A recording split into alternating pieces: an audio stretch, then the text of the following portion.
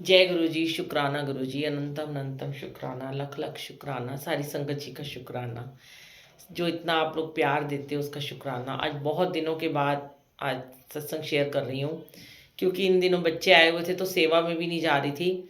शादी थी घर में, फैमिली फंक्शन थे और बहुत रौनक लगी हुई थी। और संगत भी आए, जैसे अमृत वेला में आते थे। और उस दिन हमारा श्री गुरु ग्रंथ साहिब जी का जो गुरु नानक देव जी बर्थडे था, अगले दिन बच्चों ने अटेंड किया आके, काजल ने अरदास की और अजान इतना खुश था। और जय गुरु जी, जय जुर जी, जय जुर जी कर रहा था वो, कि वो उसको बस, मेरे को इतना अच्छा लगा कि मैं उसको वहाँ जय गुरु जी और वाहे गुरु जी सिखा के आई थी। और वो नीचे आते ही बोलता था जय गुरु जी हाउस, जय गुरु जी हाउस, कि ये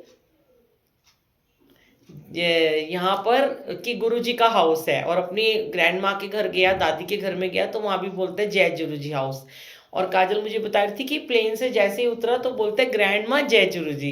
तो मतलब गुरु जी ने उसको इतना ब्लेस कर दिया है कि वो इवन, मतलब मैं आपके साथ ये इसलिए शेयर कर रही हूँ कि ये बड़ी प्यारी प्यारी उसकी थोड़ी सी बातें थी। फिर हम उसकी जर्नी शेयर करेंगे अजान की अभी, कि वो कैसे इस दुनिया में गुरु जी उसको लेके आए।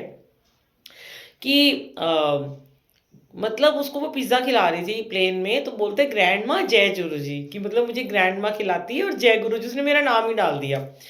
मैंने उसको बोला एक दिन कि वो वॉशरूम में था, मैंने कहा पुपी पुपी डन, कहता है नो। मैंने कहा पुपी डन, कहता है नो।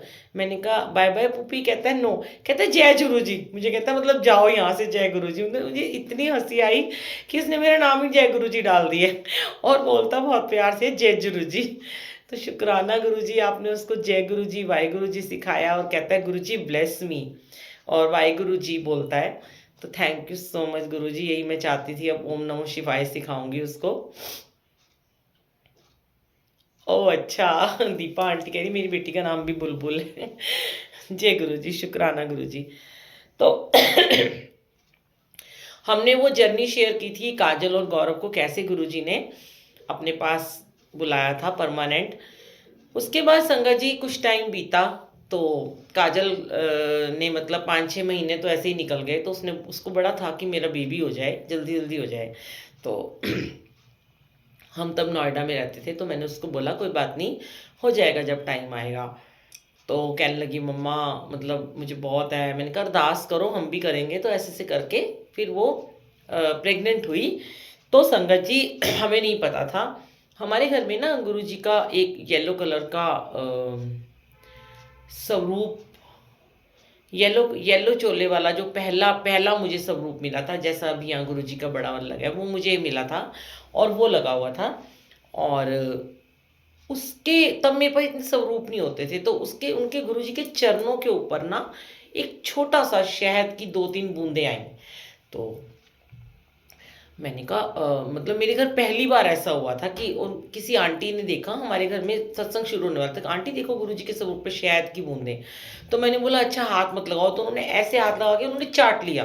मैंने कहा ये क्या किया आपने, वहीं पे रुक गई शहद वर्षा। तभी कहते हैं कि अगर कभी अमृत वर्षा या शहद वर्षा आपको दिखे तो कभी भी उसको हाथ नहीं लगाना चाहिए। अब उसी रात बिटिया ने खुशखबरी दी कि मैं प्रेग्नेंट हूँ। तो गुरुजी ने मुझे सुबह ही दिखा दिया था। गुरुजी टाइम टू टाइम अपनी ब्लेसिंग दिखाते रहते हैं, बताते रहते हैं कि कैसे कैसे मैं तुम्हें ब्लेस करता हूँ। तो संगत जी फिर उसके बाद ना वो प्रेग्नेंट हुई। तो उसके बाद हम लोग नोएडा से शिफ्ट हो गए थे।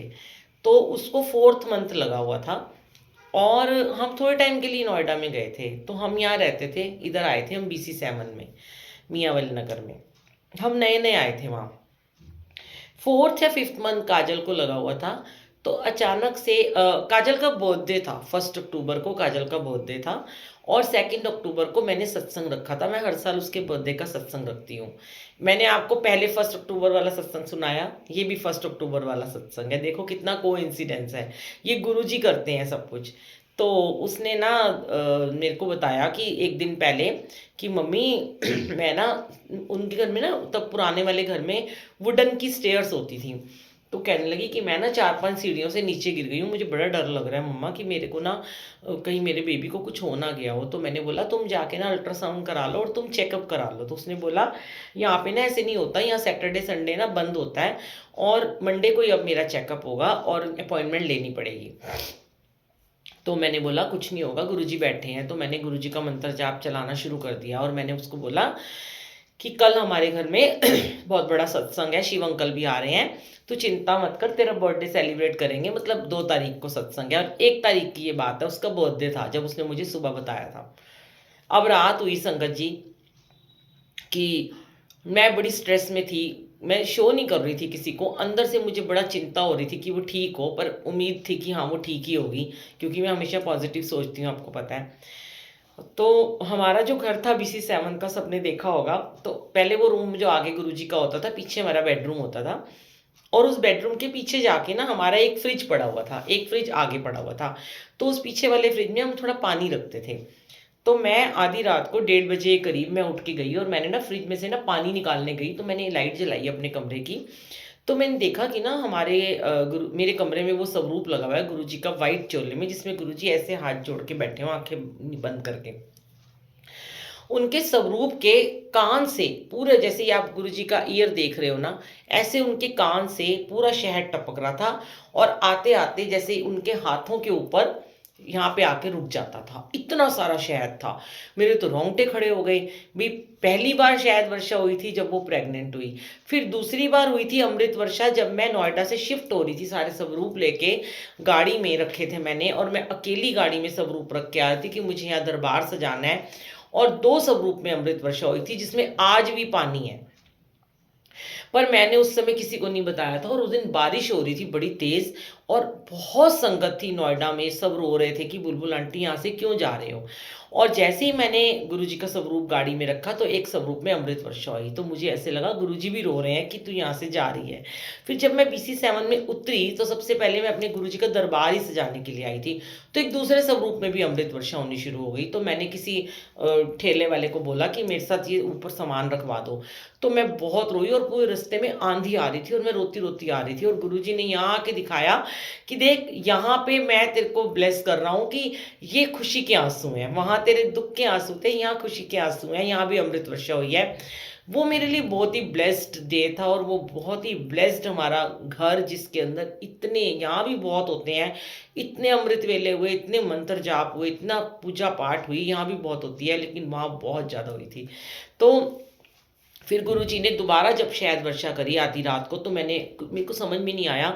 तो मैं उन दिनों इतना, मतलब मेरे को समझ में नहीं आता था कि ये सच में होती है कि ऐसी होता है।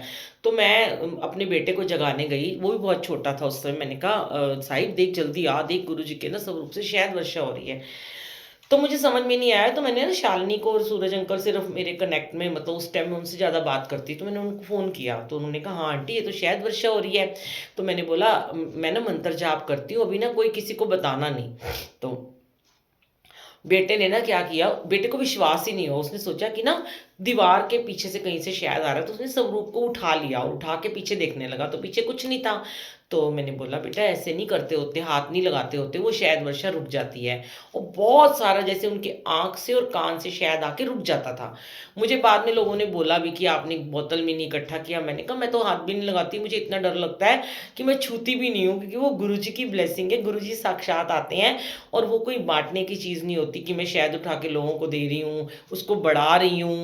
मेरे को इतनी बुद्धि ही नहीं थी, ना मुझे इतनी समझ थी, और अच्छी बात है कि मुझे वो बुद्धि नहीं दी गुरुजी ने कि मैं वो शहद को उठा उठा के इकट्ठा करूं और फिर लोगों को दिखाऊं और फेमस होऊं कि नहीं मैंने अपने घर से शहद दिया। नहीं, वो जो वर्षा होती है, अमृत वर्षा या शहद वर्षा होती है संगत जी, वो हमारे अपने लिए होती है, हमारी अपनी ब्लेसिंग्स होती हैं। हमेशा मैं एक ही बात कहती हूँ, हमारी अपनी ब्लेसिंग होती है, और वो हम बाद में जब ख़त्म हो जाती है तब हम लोगों को बता सकते हैं, दर्शन करा सकते हैं, लेकिन हमें उसको मीडिया में डाल के बहुत ज़्यादा नहीं करना चाहिए।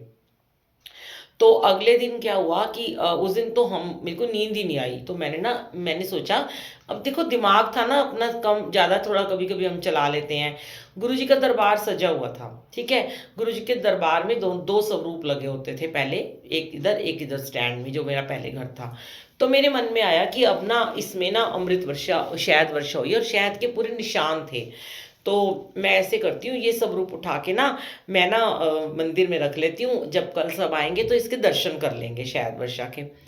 मैंने वो स्वरूप वहाँ से दूसरा हटा के वो लगा दिया। अब देखो गुरुजी यहाँ हमें क्या आंसर देते हैं, मैं आपसे आज ये शेयर करना चाहती हूँ इस सत्संग के ज़रिए। इसीलिए मैं आपको बोल रही थी कि आप सत्संग को शेयर करो, कि जब भी हम दिखावा करते हैं, जब भी हम सोचते हैं कि हम दुनिया को दिखाएं, गुरुजी वहाँ पे हमें उसी समय रोक देते हैं।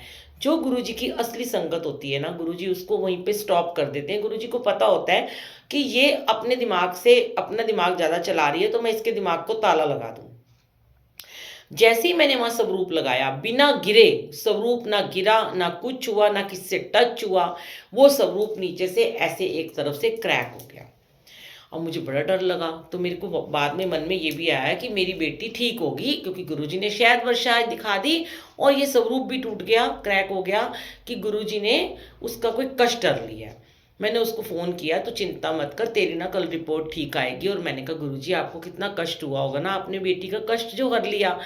और वो कहने लगी मम्मी देखते हैं सुबह। गुरुजी ने मुझसे वो स्वरूप अपनी जगह पे ही लगवा दिया, कि बोला वहीं लगा दे जाके, यहाँ से हटाना नहीं है, किसी को दिखाना नहीं है, जो आएगा जिसकी नज़र पड़ेगी वो देख लेगा, और यहाँ वही वाला स्वरूप लगाओ जो पहले से लगा हुआ है। संगत जी मैंने वही स्थान पे लगा दिया, पर मेरी हिम्मत नहीं हुई, मैंने आज तक वो वाला स्वरूप जो है ना फ्रेम नहीं कराया। वो क्रैक ही है वहाँ से इतने सालों से। पता नहीं उसके अंदर शहद वर्षा भी है, मैं कभी उसको दे ही नहीं पाई कि वो कुछ कर देगा, वो शीशे को हटा देगा या कुछ निशान हट जाएंगे, ऐसे करके मेरे मन में था। मुझे इतना कोई वहम नहीं आता, मेरे को लगता है गुरुजी हर रूप में हमारे साथ है, गुरुजी के सब रूप तो है ना। अगर कोई उन्होंने कोई कष्ट हरा था तो कोई बात होगी ना उसमें भी। तो फिर हमारे घर में सत्संग हुआ, 150 200 250 संगत आई उस दिन, शिव अंकल भी आए थे, और जिन जिन लोगों ने दर्शन किए उनको बड़ा अच्छा लगा। उसके बाद नेक्स्ट जब मंडे आया तो बेटी ने टेस्ट कराया, अल्ट्रासाउंड कराया, तो उसमें आया कि बेबी बिल्कुल ठीक है। थैंक यू गुरुजी, शुक्राना गुरुजी, और हम बड़े खुश हुए। फिर इसके बाद संगत जी, इसके बाद की जर्नी है कि जब अजान होने वाला था, तो 29 जनवरी को अजान का बर्थडे होता है, उसका बर्थडे आने वाला है। तो हुआ क्या कि बच्चों ने ना मेरी ना टिकट बुक करा दी। उसको डेट दी हुई थी 29 फरवरी, और मेरी टिकट बुक करा दी 12 फरवरी की। तो कि मम्मी आप पहले आ जाना, और फिर ऐसे बाद में उन्होंने मेरी टिकट बुक कराई कि आप बाद में चले जाना, 1 महीने बाद आप चले जाना, 1.5 महीने के बाद, तो 2 महीने के बाद। मैंने कहा ठीक है। अब देखो जब गुरुजी की तो प्लानिंग होती है, उन्होंने इतनी महंगी टिकट कराई और वो नॉन रिफंडेबल थी।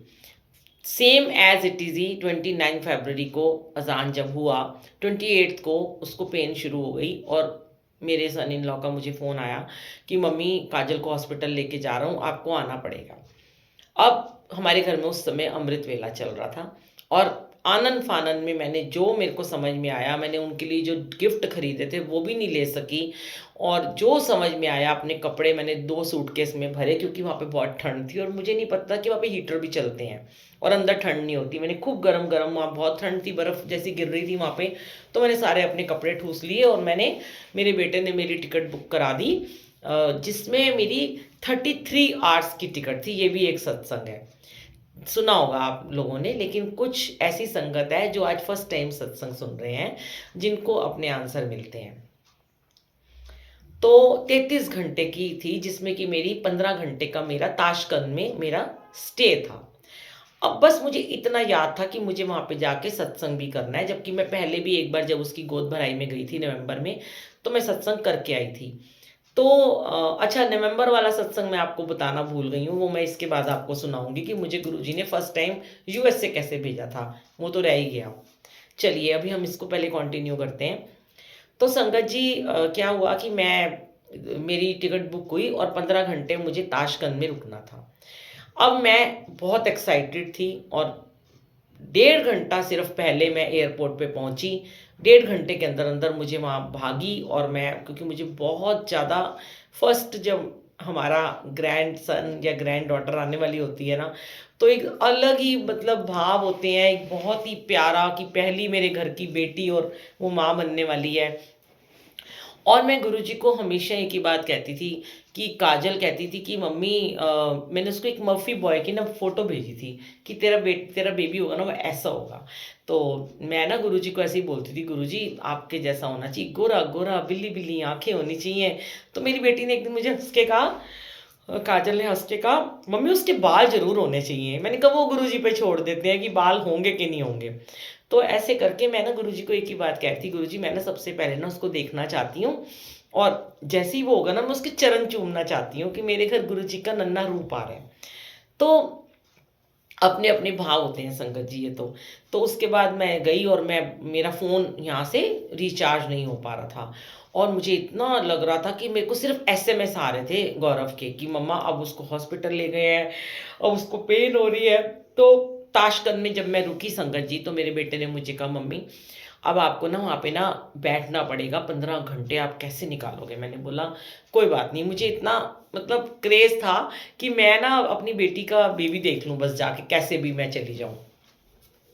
संगत जी मैंने ना अपने हाथ में ना एक ब्लैक कलर का छोटा सूटकेस रखा था जिसके अंदर गुरुजी का चोला था और गुरुजी का एक छोटा स्वरूप था, मैं भी आपको दिखाऊँगी ये वाला, यहाँ मैं वापस लेके आई हूँ इस बारी क्योंकि उसने वहाँ दूसरे स्वरूप लगा लिए हैं। इतना छोटा स्वरूप था फ्रेम किया हुआ और गुरुजी का चोला था। अब वो मेरे हाथ में था, हैंडबैग था और बाकी सारा सामान प्लेन में चला गया। तो जैसे ही मैं ताशकंद में उतरी तो ताशकंद में उसको दूसरा नाम भी है कुछ, उज़्बेकिस्तान। हाँ, मैंने अपना सत्संग डाला हुआ है यूट्यूब पे, आप डालना बुलबुल आंटी सत्संग उज़्बेकिस्तान सत्संग, तो उसमें आपको मिलेगा वो सत्संग, जो मैं आज आपके साथ शेयर कर रही हूँ। तो मैं वहाँ पहुँची तो मैंने सोचा, मैंने गुरुजी से मैं बातें कर रही थी, गुरुजी अब पूरी रात बैठना पड़ेगा 15 घंटे, सुबह दोबारा फ्लाइट में जाना है, चलो कोई सोफ़ा दिख जाए तो थोड़ा लेट जाऊँगी, बाकी आपकी जैसी रज़ा वैसे राज़ी रहूँगी। तो एकदम मैं जैसे ही अभी घुसी ना उस जगह पे, वो जो था मतलब जो जगह थी, वहाँ पे मैं जैसे ही गई तो सामने ना एक जगह लिखा था प्रेयर रूम। तो मुझे लगा कि अच्छा प्रार्थना रूम है, तो मैंने देखा, मैंने किसी को पूछा ये क्या है? तो उन्होंने बोला ये ना मुस्लिम लोगों का प्रार्थना का कक्ष है। मैंने कहा अच्छा इसमें हम जा सकते हैं? उन्होंने कहा नहीं यहाँ पे आप नहीं जा सकते।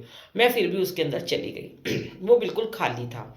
तो वहाँ पे ना सिर्फ ना मेरे जाते ही ऐसे ना एक सिल्वर के ना ऐसे करके ना पार्टीशन बने हुए थे और कारपेट बिछा हुआ था बड़ा सुंदर और एक तरफ ना शेल्फ के ऊपर कुरान शरीफ रखी हुई थी और जिससे लोग नमाज़ पढ़ते हैं और उनके मैट रखे होते हैं, इस पे वो बैठते हैं। बड़ा ही प्यारा सत्संग है, आप सुनिएगा और ज़रूर शेयर कीजिएगा कि कैसे अज़ान आ रहा था और कैसे मुझे गुरुजी वहाँ पे इतनी ज़्यादा मेरे को ब्लेसिंग दे रहे थे। मतलब ये तो अमेज़िंग है मतलब सत्संग। तो मैंने ना जैसे ही मैं अंदर गई तो मैंने देखा वाओ! रेड कलर का कारपेट बिछा हुआ है, यहाँ तो कोई है ही नहीं, तो मैं यहीं पे सो जाती हूँ, थोड़ा मेरा रेस्ट हो जाएगा, जब कोई आएगा तो मैं चली जाऊँगी उठ के। तो इतने में मैंने देखा जैसे ही मैं बैठी ना एक ना ब्लैक कलर की बुर्के में मतलब ऐसे सिर्फ फेस दिख रहा था, बहुत ही खूबसूरत लंबी ऊँची एक लेडी आई, खूब लंबी वो हाइट थी उसकी और वो आके ना बैठ गई और वो ना ऐसे-ऐसे करने लगी कि उसको बड़ा पेन हो रहा था। तो ना तो उसको इंग्लिश आती थी और वो कोई पता नहीं कहाँ की थी, वो उज़्बेकिस्तान की थी, कहाँ की थी, ना उसको इंग्लिश आती थी, ना उसको कोई हिंदी आती थी, ना उसे कोई और भाषा आती थी, वो अपनी कोई अलग ही लैंग्वेज में बात कर रही थी। तो उसने मुझे मैंने उसको पूछा आपको क्या हुआ? तो उसने मुझे इशारे में बताया कि मेरा यूट्रस का ऑपरेशन हुआ है और मैं दिल्ली से करा के अपने घर वापस जा रही हूँ। मैंने कहा अच्छा। तो वो मुझसे ऐसे ही देखती रही मुझे, मैं भी उसको देखती रही। उसका हस्बैंड दूसरी तरफ बैठा था जहाँ पे पार्टीशन लगा हुआ था। तो जब मुझे आदत है मैं अपनी सेल्फी खींच लेती हूँ, तो मैंने उसको गुरुजी दिखाए। ये भी बड़ा मज़ेदार सत्संग है। मैंने छोटा सा रूप निकाला, मैंने उसको बोला ये ना मैं सबको बताती थी, जैसे सबको बताती हूँ ये हमारे गुरुजी हैं, तो मैंने बोला ये ना हमारे गुरुजी हैं, जय गुरुजी। तो उसको समझ में नहीं आया हिंदी में, तो मुझे कहती है उसको लगा मेरे हस्बैंड है, मुझे कहती है योर हस्बैंड? मैंने कहा no, no, no, he is my brother. कहती है ओह! Sorry, sorry, sorry. फिर उसको लगा कि मैं अपने हस्बैंड की फ़ोटो दिखा रही हूँ। मैंने कहा no, no, he is God, he is my brother, he is my Veer ji. कहती है oh! Sorry, sorry, sorry, sorry. फिर मैंने कहा कोई बात नहीं, इट्स ओके। फिर कहती है wow! He is very beautiful. मैंने कहा येस। तो इसके बाद ना मैंने उसको बोला ये आप ले लो, तो उसने मेरे से वो स्वरूप लेके ना संगत जी अपने पर्स में रख लिया और उसने मुझे इशारे से बोला कि मेरे हस्बैंड को नहीं पता चलना चाहिए। फिर मैंने उसको बोला मेरे साथ एक फ़ोटो खींच लो, तो उसने बोला कि मेरा हस्बैंड अलाउ नहीं करता क्योंकि वो दुबई के शेख वेख होते हैं ना, वो अपनी बीवियों की फ़ोटो नहीं खिंचवाने देते। तो उसने ना क्या कहते हैं मेरा मतलब कि ऐसे करके मैंने सेल्फी ली, फटाफट मैंने फ़ोन अपना बंद कर दिया। उसके बाद ना वो अपना लेट गई, तो थोड़ी देर मैं भी लेट गई, मेरे को भूख लग रही थी। तो मैं ना अपना सूटकेस नहीं छोड़ रही थी क्योंकि उसमें गुरुजी का चोला था और गुरुजी का स्वरूप था। मुझे लगा कोई उठा के ना ले जाए ये सब। मैं उसको लेके बाहर गई। मैंने सोचा मैं कुछ खा लेती हूँ, तो बच्चों ने बोला था यहाँ सब नॉन-वेज मिलेगा। एक जगह पे मुझे पोटैटो के वो मिले फ्राइज़ जो पोटैटो होते हैं, वो मैंने लिए और एक मुझे हिंदू 2 लोग मिल गए जो वेटर थे। उन्होंने वो भी मेरे साथ आके बैठ गए, मैंने बोला आप भी खा लो, उन्होंने भी थोड़ा-सा खा लिया। तो उन्होंने मुझे बताया कि ये ऐसे-ऐसे ये जगह है, यहाँ पे ना अभी ना फ्लाइट आने वाली है, जहाँ जैसे वो होता है ना आपके यहाँ पे जैसे अमृतसर में जाते हैं, अपने गुरुद्वारे बहुत बड़े-बड़े बने हुए हैं, ऐसे ही इन लोगों का कुछ है, पता नहीं कौन-सी जगह उन्होंने बताई कि वो यहाँ यहाँ से उनकी कनेक्टिंग फ्लाइट है, वो यहाँ आएँगे, थोड़ी देर यहाँ पे रुकेंगे और फिर वो वहाँ पे जाएँगे अपना हज करने के लिए जहाँ पे जाते हैं। तो इतने में ना मैंने देखा कि मैं थोड़ी देर लेटी वहाँ पे, तो संगत जी आधी रात हो चुकी थी और ना मैं गौरव से ना किसी के फ़ोन ले लेके ना बात कर रही थी, तो वो बोल रहे थे अभी उसको बहुत पेन हो रही है, अभी उसको बहुत पेन हो रही है, सुबह ही हो पाएगा बेबी। मैंने कहा ठीक है सुबह तो मैं यहाँ से चल पड़ूँगी। तो इतने में ना एकदम से ना इतनी सारी ना लेडीज़ आ गईं, आंटियाँ आ गईं, बुर्के पहने हुए उन्होंने, ब्लैक कलर के बुर्के पहने हुए, किसी ने मैरून कलर का बुर्का पहना हुआ। बहुत सारे लोग चले आए, अंदर घुस गए कमरे में। अब मैं घबरा गई, मैंने कहा तो मुझे भगा देंगे। तो मैं ना उधर थी, जैसे वो लोग आना शुरू हुए तो मुझे बोलते हैं इशारा करके थे इधर। मैंने ऐसे ना जैसे इस कॉर्नर आप मुझे देख रहे हो ना मैं यहाँ बैठी हूँ, समझ लो यहाँ गुरुजी हैं। यहाँ से चलते मैं उस कोने में आ गई। फिर उन्होंने मेरे को उधर-उधर करते-करते मुझे कोने में भेज दिया। मेरा सूटकेस वहाँ पड़ा रहा। मतलब जहाँ मेरा लेफ्ट जहाँ मैं बैठी थी कॉर्नर था, वहाँ मेरा सूटकेस ऐसे था, जैसे खड़ा होता है ना, जिसके अंदर गुरुजी का चोला और स्वरूप था और मैं एक पानी की बॉटल खरीद के लाई थी। पानी की बॉटल मैंने पी नहीं थी, मैंने सूटकेस के साथ में रख दी। उन लोगों ने मुझे इतनी अफड़ा-दफड़ी कर दी कि मैं अपना सूटकेस को उठाना भूल गई और मेरे फ़ोन में ना मंत्र जाप चल रहा था। मैंने 108 बारी वाला मंत्र जाप चला रखा था, उसी समय मैंने स्टार्ट किया था। तो संगत जी वो जो लेडी थी ना ब्लैक बुर्के वाली जो सबसे पहले आई थी, वो तो वहीं बैठी थी क्योंकि वो तो उनकी कास्ट की थी। तो उन्होंने ना उसको तो उन्होंने मतलब हटाया नहीं, बोला नहीं कि तुम यहाँ से चले जाओ।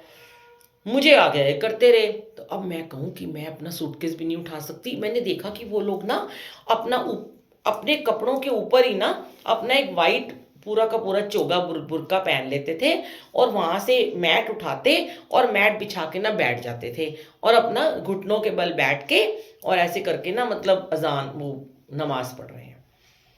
1 2 3 4 5 1 2 3 4 5 लगातार लगे और मैं कोने में बिल्कुल दरवाजे के पास जाके कोने में बैठ गई। मैंने सोचा कि अब मैं यहाँ से तो बिल्कुल नहीं उठूँगी, क्योंकि मैं बाहर चली गई तो मेरा तो सूटकेस ही उठा के कोई ले जाएगा, मेरे तो गुरुजी हैं इसके अंदर।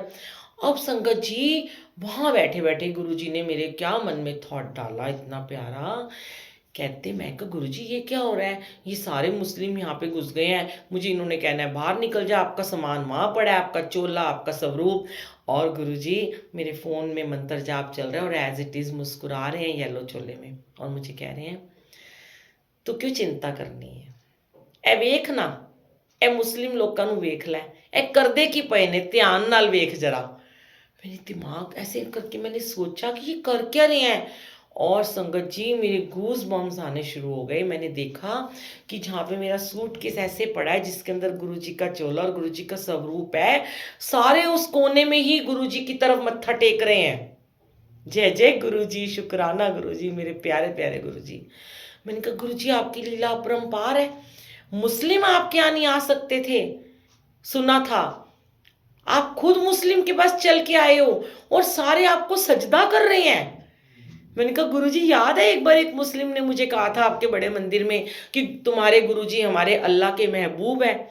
मैंने कहा देखो मेरे अल्लाह के महबूब को सजदा किया जा रहा है। क्या बात है। और ऐसे करके नमाज पढ़ रहे हैं और जहाँ आपका चोला, आपका स्वरूप, आपका जल प्रसाद रखा है, उधर सजदा करके ज़मीन पे माथा टेकते हैं, ऐसे करते हैं, ऐसे करते हैं, ऐसे करते हैं और नीचे मत्था टेकते हैं। एक-एक ने मत्था टेका, आंटियाँ जाना शुरू हो गईं। वो वहाँ कोई बैठ के अपना टिश्यू से कुछ खा रही, कोई अपना पानी पी रही और वहीं टिश्यू रख रही, वहीं बॉटल रख रही। जेंट्स उधर पर्दे के पीछे जो बना हुआ था वहाँ कर रहे। और शुक्र है, मैं कहूँ गुरुजी, बस मेरा सूटकेस वहीं पड़ा, किसी ने ये नहीं बोला आप ये देखो, और जिन्होंने मुझे हटाया उन्होंने ये नहीं बोला कि ये सूटकेस भी यहाँ से हटा लो। ये गुरुजी की लीला थी। अब धीरे धीरे इस बात को 1 घंटा हो गया, मेरा 1 घंटा 9 मिनट का मेरा मंत्र जाप पूरा होने वाला था। मैं कहूँ गुरुजी, इधर तो आपका मंत्र जाप चल रहा है और उधर आपको ये लोग सजदा कर रहे हैं मेरे अल्लाह के महबूब को, मेरे प्यारे प्यारे गुरुजी को। क्या मतलब लव यू करूं मैं आपको।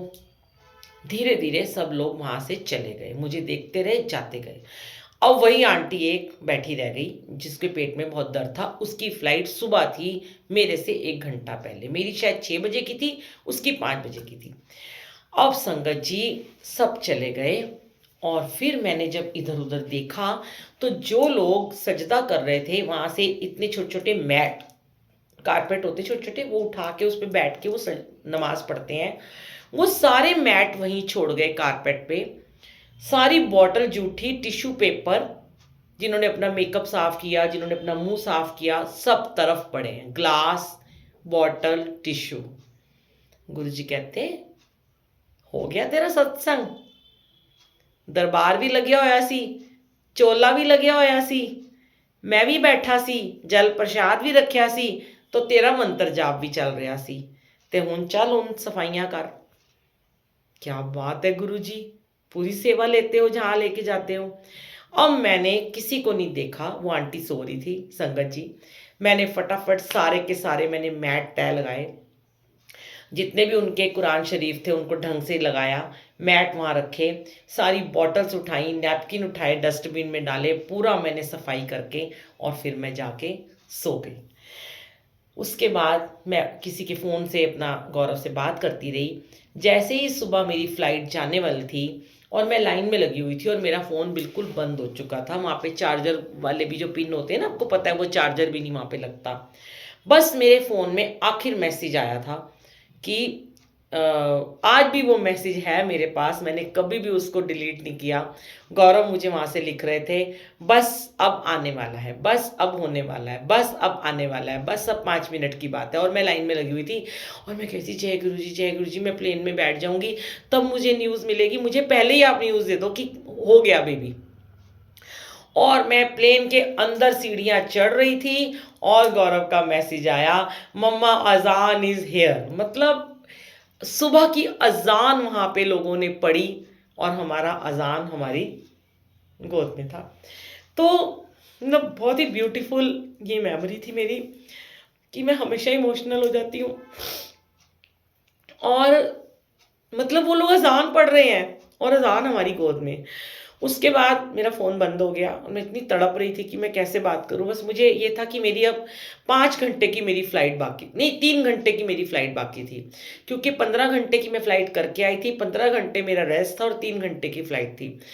ठीक 3 घंटे के बाद मैं न्यूयॉर्क पहुँच गई। बच्चे हॉस्पिटल में थे, अजान हो चुका था और अभी वो नर्सरी में था, काजल के पास भी नहीं आया था।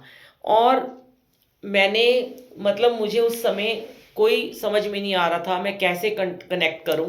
तो मैंने थोड़ा टाइम पहले ही मैंने एडिसन मंदिर के जो त्रिलोकी अंकल हैं, जो वहाँ के ओनर है, मैंने उनको मैसेज किया था, तो उन्होंने मेरे लिए कैब बुक कर दी थी कि आप चिंता मत करो, बच्चे आपके हॉस्पिटल में हैं, आपकी कैब वहाँ खड़ी मिलेगी। मैंने फटाफट वहाँ जाके किसी से फ़ोन नंबर लेके, मैंने लिखे हुए थे नंबर, और मैंने अंकल को फ़ोन किया, कैब बाहर खड़ी थी और मैं पहुँच गई हॉस्पिटल। और जब मैंने अजान को देखा, संगत जी, उसके सिर पे छोटे छोटे छोटे छोटे बाल थे। मैंने कहा वो मेरी बेटी कहेगी मम्मी इसके तो बाल ही नहीं है, पर मैंने कहा गुरुजी कोई बात नहीं, इसको तेल लगा लगा के हम इसके बाल भी कर देंगे। उसकी पूरी बॉडी पे बहुत सारे बाल थे, वो इतना सुंदर, इतना प्यारा, इतना छोटू सा था।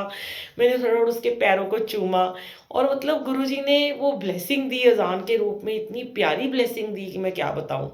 और सबसे बड़ी बात है कि उन्होंने पहले उसको बचाया, शायद वर्षा करके दिखाया कि देख मैंने उसको ब्लेस कर दिया। स्वरूप क्रैक हुआ, देख मैंने उसका कष्ट कर लिया। फिर उसको जल्दी, अच्छा वो प्री मैच्योर था, 28 फरवरी की उसकी डेट थी, वो 29 जनवरी को हुआ। अब वो प्री मैच्योर बेबी था, 1 महीना पहले हो गया था। बड़ा उसका खास ख्याल रखना था हमें, हमें बहुत मेहनत भी करनी थी वहाँ पे जाके।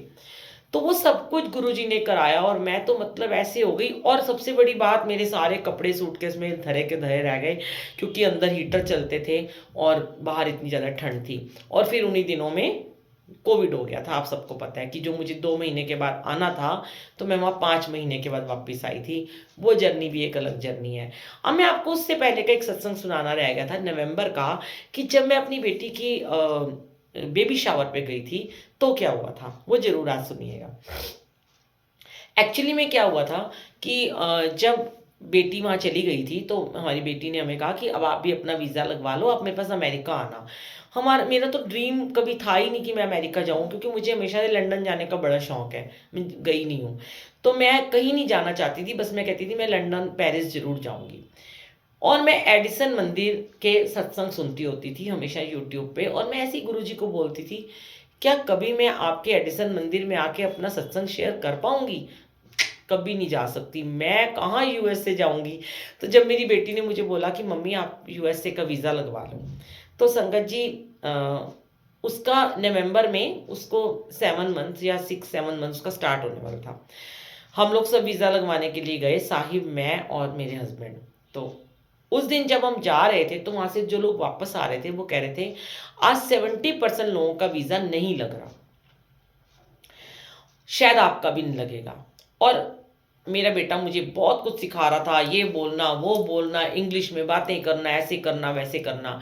और मेरे हाथ में ब्रेसलेट था, और मैं कह रही थी गुरुजी बस मुझे नहीं पता, मुझे तो वहाँ पे आप ही नज़र आ रहे होगे, और मेरा वीज़ा तो आपने लगवाना है। तो मैं अपने बेटे से हंस रही थी कि तुम्हारा लगे ना लगे दोनों का, मेरा ज़रूर लग जाएगा, क्योंकि मैं बड़ी कन्फर्म थी।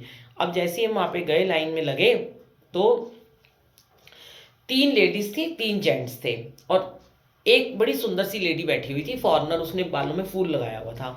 तो मैंने उसको देख के ना ऐसे-ऐसे करा कि आप बड़े सुंदर लग रहे हो। मैंने कहा चलो ये तो मेरा लगा ही देगी। इतने में मुझे गुरुजी ने वहाँ से हटा के हम तीनों को इधर भेज दिया।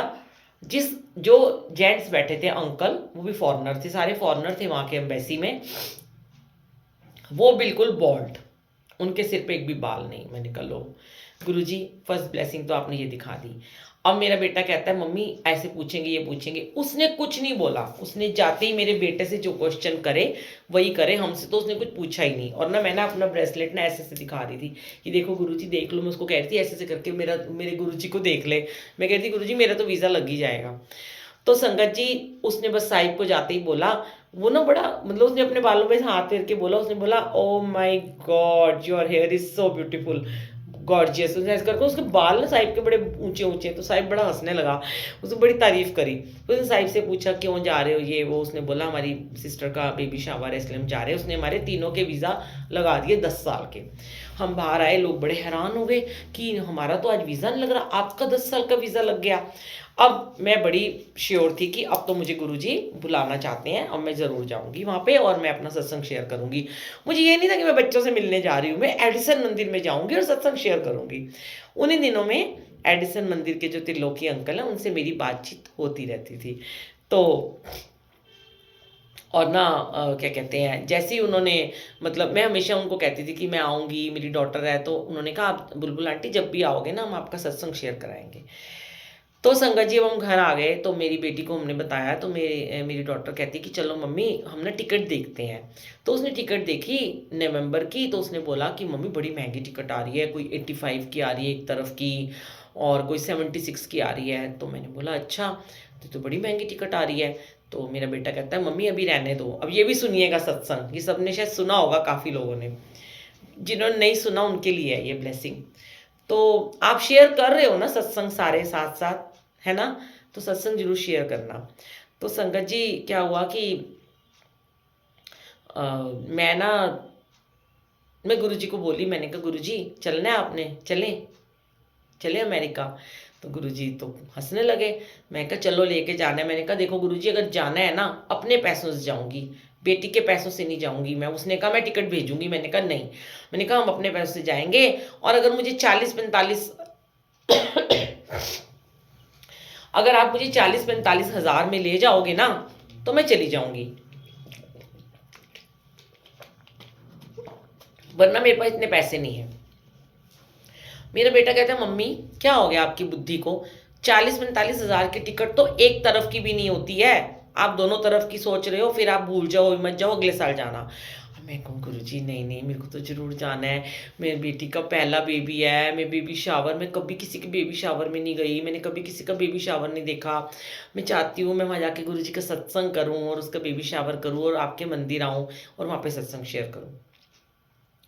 मेरी डॉटर मुझे कहती है मम्मी देखो लास्ट टिकट आ रही है 66,000 की एक तरफ की, इससे कम तो इम्पॉसिबल है, मैं दे देती हूँ पैसे, आप आ जाओ। मैंने कहा नहीं काजल तू रुक जा, अभी नहीं, मैं अब अपना जैसे मैं रोज़ पाठ करती हूँ, सुबह उठती हूँ अमृत वेला करती हूँ, मेरा गुरुजी के साथ डायरेक्ट मैं कनेक्शन बना रही थी, कॉन्टिन्यूज़ मैंने मंत्र जाप चला के रखा। अब रात को मेरे बेटे ने एक टिकट दिखी कि उसने बोला कि मम्मी ये ना चाइना में ना 8 घंटे का स्टे है, ये आ रही है क्या कहते हैं 1 लाख कितने की पता नहीं, 1,36,000 की टिकट है आने जाने की। तो ऐसे करते हैं एक तरफ की हम कर देते, एक तरफ की काजल दीदी कर देगी। मैंने बोला कि देख ले, कहते मेरे हस्बैंड कहने लगे 8 घंटे तू चाइना में कहाँ रुकेगी, चाइना जैसी जगह में, चल अभी और देखते हैं। तो मैंने अपने बेटे से बोला साहिब तू ना रहने दे, ये ना बड़ी महंगी हो रही है, हम उससे पैसे नहीं लेना चाहते, मैं अगर सस्ती होगी तो मैं जाऊंगी वरना मैं नहीं जाऊंगी। अब मैं उसको तो क्या आई, मेरे हस्बैंड ने कहा तू ना वो लगा दे, उसमें ना एक अलार्म आता है ना, अलार्म लगा दो, टिकट सस्ती हो एकदम से आती है तो फटाफट उसको हम बुक कर देते हैं। अब संगत जी मैं तो आ गई गुरुजी के रूम में, मैं उन दिनों गुरुजी के कमरे में ही सोती थी BC7 में। तो मैं गुरुजी के कमरे में आ गई, तो मैंने बोला गुरुजी चलें क्या, गुरुजी कह रहे हंस रहे हैं। मैं कह रही हूँ जाना चाहते हो ना, मैं तो जाना चाहती हूँ और आप मगर मेरे साथ चलोगे, मुझे साथ में लेके चलोगे, पर मैं जाऊंगी नहीं, मैं 45,000 से ऊपर टिकट नहीं खर्च करूंगी, ये देख लेना आने जाने की। अब गुरुजी तो गुरुजी है ना, तो सब कुछ वो करते हैं, हम तो सिर्फ बोलते हैं, उन्होंने करना है तो वो करेंगे, उन्होंने नहीं करना तो आप लाख सिर मार लो, लाख रो लो, पिट लो, उनके आगे अरदासे लगा लो, वो नहीं करेंगे। लेकिन अगर उनको देना है तो वो दे देंगे, और वो जैसी उनकी इच्छा होती है। सो के सुबह उठी 6 बजे, मेरा बेटा लैपटॉप लेके मेरे सामने आ गया। आप लोग बिलीव करना पड़ेगा, मैं ये नहीं कहूंगी कि आप बिलीव नहीं करोगे, क्योंकि मैं हमेशा ये बात कहती हूँ कि आपको विश्वास करना पड़ेगा हमारे गुरुजी की लीला पर।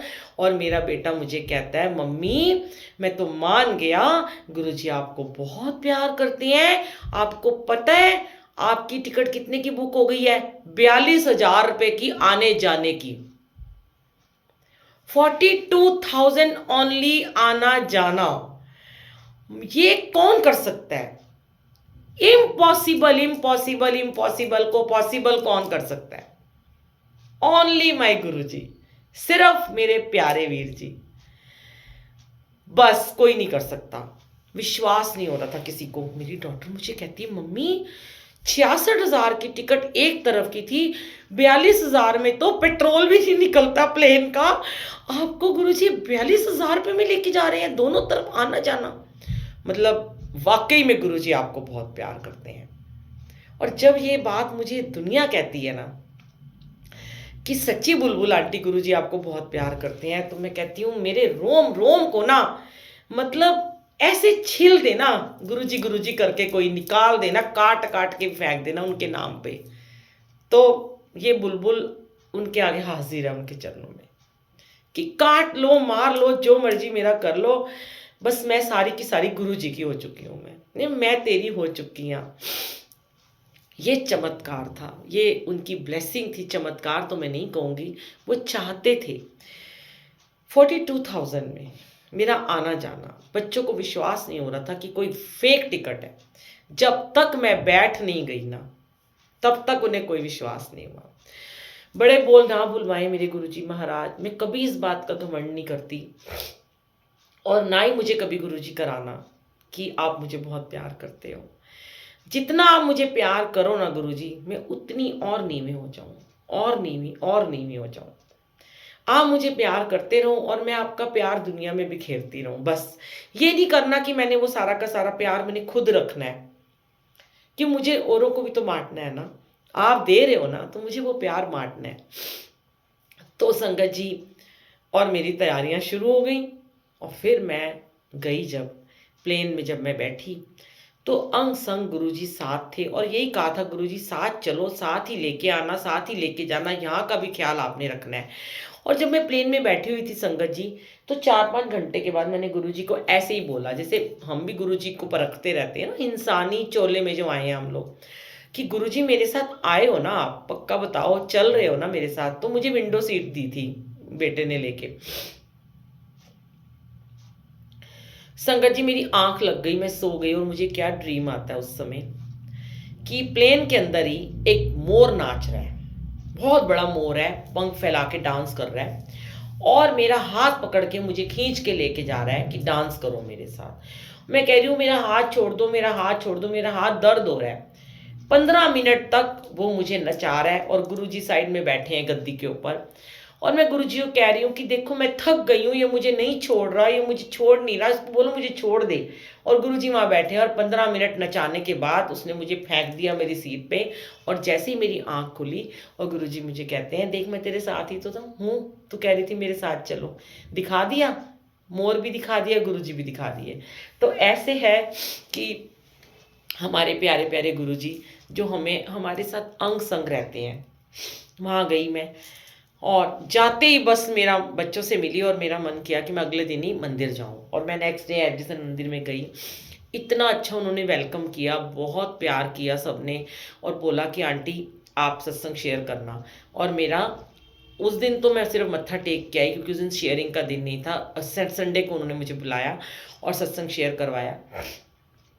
और संगत जी, जब मैंने यहाँ पे संगत को बताया कि वहाँ से लाइव आएगा, और यहाँ पे सब लोग बैठ के नोएडा में टीवी में स्क्रीन पे मेरा सत्संग देख रहे थे और तालियां बजा रहे थे, और मैं वहाँ सत्संग शेयर कर रही थी। मतलब माई ड्रीम इज, मतलब क्या बताऊं मैं, कि मेरा ड्रीम पूरा हो गया था, कि मेरे को विश्वास नहीं हो रहा था कि मैं एडिसन मंदिर में हूँ।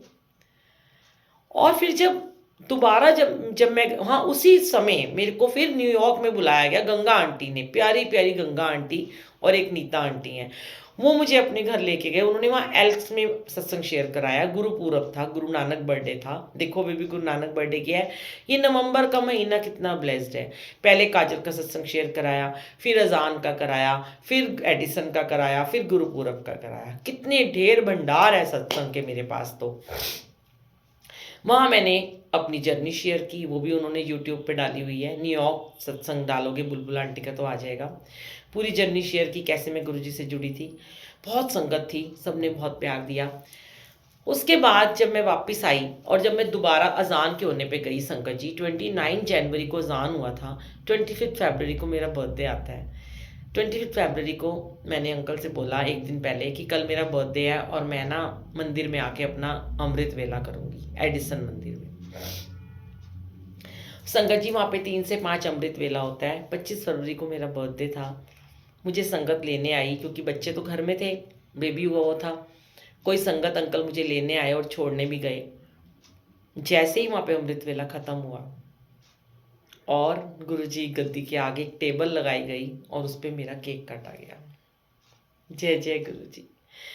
कोई सोच सकता है कि उसका ड्रीम था एडिसन मंदिर में सत्संग करने का, और गुरुजी उससे 3-3 सत्संग वहाँ करवा रहे हैं, 3-3 बारी, और मेरा बर्थडे का केक कटवा रहे हैं गुरुजी अपनी गद्दी के सामने टेबल लगा के। वो भी वहाँ की एक प्यारी बच्ची जो खुद केक बनाती है, उसने बूंदी से केक बनाया था। मैंने बहुत बार ये पिक्चर भी शेयर करी हुई है, मुझे मिलेगी तो मैं ज़रूर गुरुजिनल मौजा ग्रुप में डालूंगी। पूरा उन्होंने केक बनाया, और उन्होंने अनाउंसमेंट करी कि आज बुलबुल आंटी का बर्थडे गुरुजी के साथ मनाया जाएगा अमृत वेले में। मतलब मैं क्या बताऊं मेरे मालिक, मेरे प्यारे गुरुजी, मेरा रोम रोम आपका शुक्रगुजार है, हमेशा रहेगा। आप तो आप ही हो बस। मैं गुरुजी के जितने शुक्राने करूं संगत जी उतने कम। मेरे गुरुजी महाराज ने मुझे इतना दिया, इतना दिया, इतना दिया, इतना प्यार दिया ना। पैसे की मैं बात नहीं करती, पैसा तो दे ही रहे हैं वो, पैसा तो हमने कभी मांगा ही नहीं था, पर जो प्यार उन्होंने मुझे दिया है ना, जो विश्वास जो उन्होंने मुझ में दिखाया है ना कि तू सच में मेरे पे विश्वास करती है।